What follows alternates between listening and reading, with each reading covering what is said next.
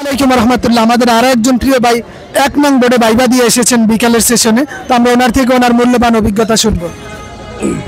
আসসালামু আলাইকুম। আমি প্রথমে ঢুকলাম, ঢোকার পর আমার নাম জিজ্ঞেস করলো, তারপর সার্টিফিকেটগুলো ধরলো। সার্টিফিকেটগুলো ধরার পরে আমাকে পড়তে দিল, হাদিস পড়তে দিল।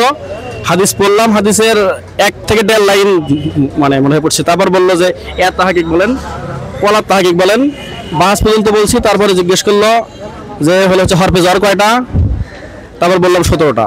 তারপর জিজ্ঞেস করলো যে আপনার হরফে ইল্লত কয়টা, আমি সেটা বলতে পারিনি। তারপর আবার বললো যে হরফে ইল্লত কয়টা। তারপর বললাম সরি স্যার, আমি এই মুহূর্তে করতে পারতেছি না, মনে করতে পারতেছি না। তারপর জিজ্ঞেস করলো যে হরফে মুসাব্বা বিল ফেল কয়টা। তারপর বললাম যে হরফে মুসাব্বা বিল ফিল 6টা। তারপর আমাকে বললো আচ্ছা ঠিক আছে, আসেন। আসসালামু আলাইকুম।